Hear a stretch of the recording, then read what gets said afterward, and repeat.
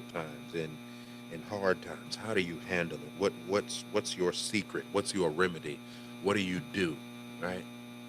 During hard times or in hard times is what I've been asking. And so I want us to take it a step further. Here we go. All right. I want us to take it a step further, and I want us to really look at this because I asked you on yesterday, and on yesterday this was kind of where we were with it, or what we talked about was when hard times arise, right?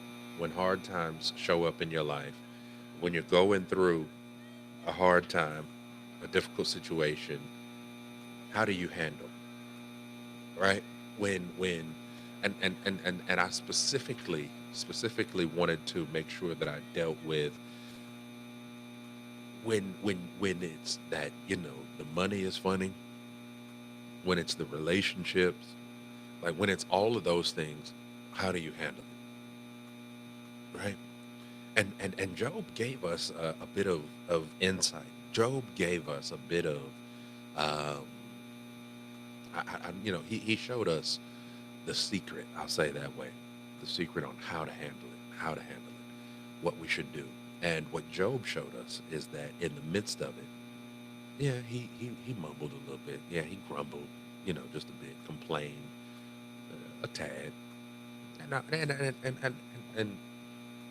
let me be fair and honest. Even in that first portion, Job did not really complain in that first portion, right?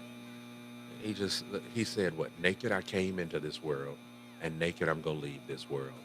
The Lord giveth, and the Lord taketh away."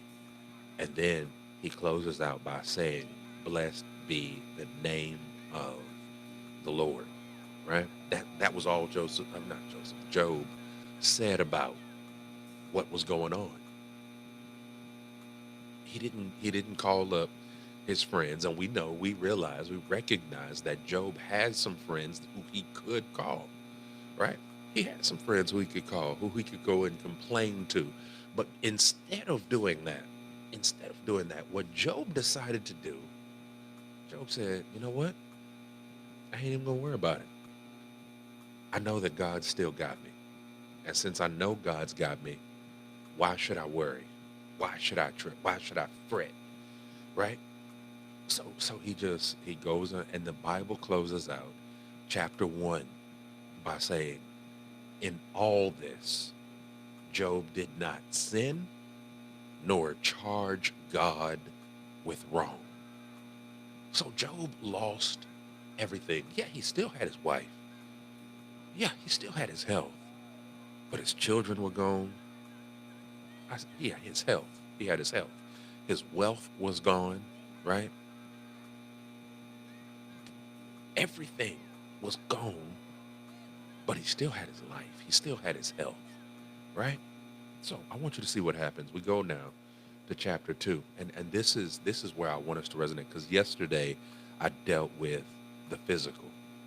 When everything physical is going wrong, the job, the the money, the house, I mean, everything's breaking down, the car, and you got issues all the way around, and everything needs to be fixed, and everything requires money, and you don't make enough money, and you ain't got enough money, and it's like when it gets to that kind of place, when it gets to that point, that's what I'm talking about on yesterday. That's what we dealt with on yesterday. Is how do you handle when it gets like that? Today, I want to take us a step further, and I want to ask you, how do you handle when what's going wrong, when the problem that you have, it's on you, it's in you, it's in, like when you got sickness in your body, when you've got COVID, and then the children get COVID, and then you can't breathe, too well, and you're tired, and that, and the whole house is now sick, and you're like, Lord, how do you handle adversity? See, because that's where we are now as a nation. That's where we are as a in this world, is that there is a whole lot of folks. There are rather a whole lot of folks who are sick, have some sort of sickness in their body. And not everybody is not for everybody is it COVID. For some folks it's cancer. For some folks it's you know, the arthritis acting up. For some folks, how do you handle when the problem that you're having in your life, and not necessarily, you know, monetary, not necessarily, you know, the relationships or you know, cars and houses and breaking down and falling apart and all of that. How do you handle when okay, the bills are paid, everything is all right, but yet your own body is what's under attack? Job found himself in a similar predicament. Now, I'm not saying that Job's bills were paid or none of that, but he definitely didn't have to worry any longer um, about, you know, how all these camels was going to get fed because he no longer had the camels, right? Now, for Job, it was just, you know, anyhow. So we're in chapter two of Job. The Bible tells us that, and again, I don't want to, you know, wear you out with reading because I want to cover this entire chapter. Um, and if I tried to read all 13 of the verses, we'd be here for a little bit. But I'm just going to give you the cliff notes, if you will, the short version, the abridged version. But it says again, there was a day when the sons of God came to present themselves before the Lord, and Satan came also among them to present himself before the Lord. And the Lord said to Satan, "From where do you come?" Satan answered the Lord and said, "From going to and fro on the earth, and from walking back and forth on it." Then the Lord said to Satan, "Have you considered my servant Job, that there is none like him on earth, a blameless and upright man who fears God and shuns evil? And still, I want you to see that part, and still he holds fast to his integrity, although you incited me against him to destroy him without cause." So I want you to see God understood. He knew what was happening, right? Of course he did. He allowed it. He didn't cause it, but he allowed it. And then look at this last part, right? Satan said, "Look, skin for skin. Yeah, all that a man has, right? All that a man has, he will give for his life. But stretch forth your hand now and touch his bone and his flesh, and he will surely curse you to your face." Now, now, after all this, Job begins to get boils and sores and things all over his body.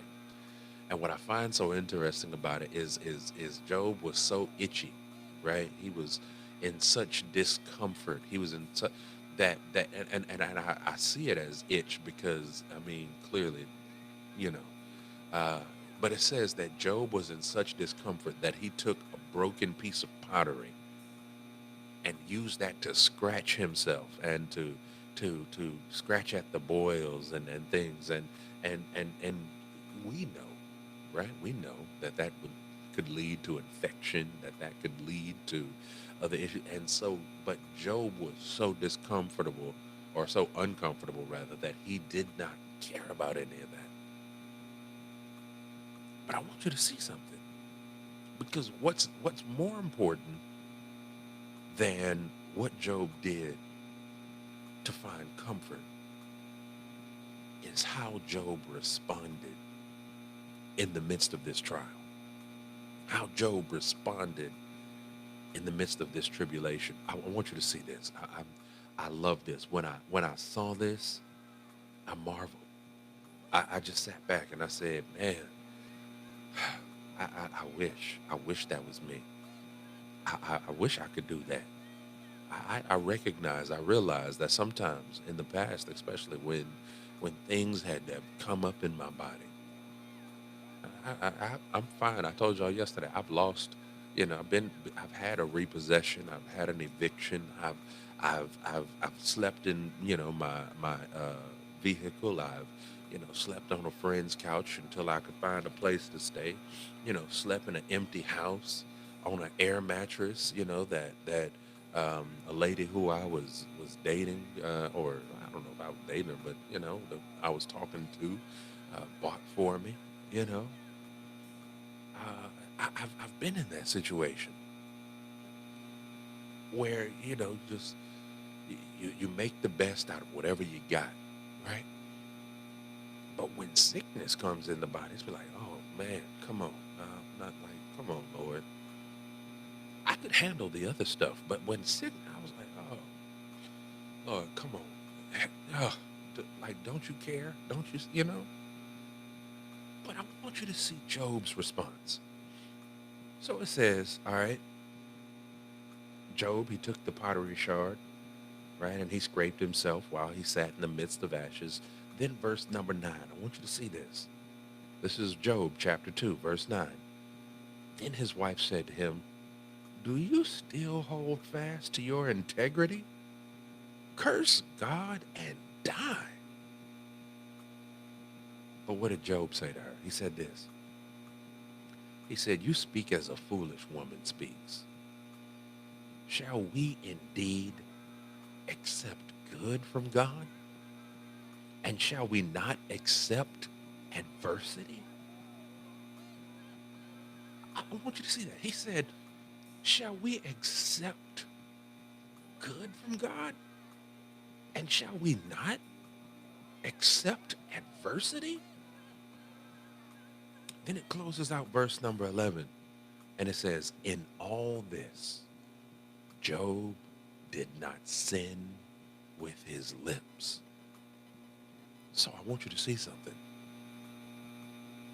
Job still he didn't curse God. He didn't, he didn't speak negatively or any of that. He just was like, man, he didn't sin again.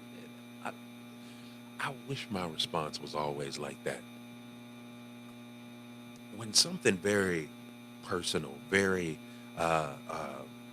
close to you happens like that, when sickness enters into the body,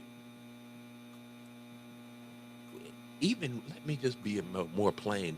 Even when sickness entered into this country via coronavirus and all of that, there were many who spoke and said, God don't care. God's not real. If God cared and if God was real, then why is he allowing this to happen? And I love this. And when you read it in different versions or translations of the Bible, it says, or should we only accept good things when they come, or that come from God, or should we also, you know, eh, reject when evil things or bad things happen in our lives? And I love how Job had the wherewithal, had the mindset enough to say, you know what, hey woman, listen, I recognize, I realize that good things are supposed to happen, that good things are going to happen, but I also recognize that bad things will happen. You see, when you go through adversity, friends, what Job teaches us is that we've got to recognize and realize that even in adversity, even in hard times, even in troubled situations, right? God is still good and God is still God. I want to encourage you. I don't know what you may have been going through. I don't know what may be happening in and around your life. And the house may have caught on fire and burnt to the ground, and you don't have a place to stay. You could have then caught COVID, and now like it could have been one thing after the other, and you've got to get to a place, just like Job, where you say, hey, that's physical stuff. When the house burning, that's physical stuff. God gives, God takes, and God can give again. And even if he don't, he's still God. And I'm okay with it because I trust him. You see, the whole thing about Job, the reason why Job remained as faithful as he did is because of that root word. He had faith. And that's what I want to encourage us in on today. No matter what you're going through in your life, no matter what you see, no matter what happens in your life, I want to encourage you to remain faithful, remain faithful, remain faithful, remain faithful, faithful to God, faithful to his promises. He didn't promise you that every day was going to be Sunday and that, the Sabbath will have no end. Not on this side of things. He promised you that on the other side, right? He didn't promise you that you'll always be up and never never down. No, but he promised us that he would be with us all of the way, even until the ends of the earth. All right. So I want to encourage you. I want to encourage you. You've got to get to a place. You've got to get to a place where you say, you know what? God, I trust you. I trust you in the midst of all of it, right? In everything, God, I trust you. Friends, I want to play this song for you. It's Yolanda Adams, and it simply says that the battle is not yours, it's the Lord. Right here on the I Am Encouraged radio show on 93.5.